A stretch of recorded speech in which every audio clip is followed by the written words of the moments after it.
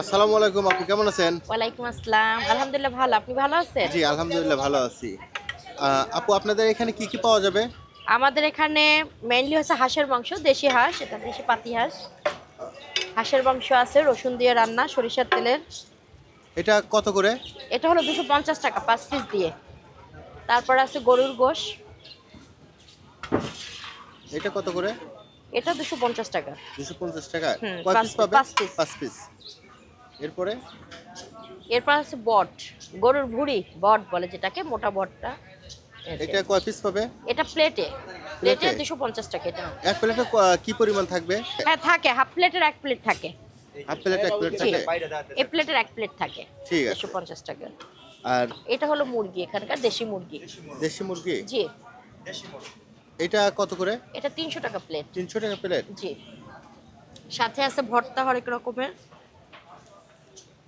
ভর্তা আছে। এটা কি আনলিমিটেড?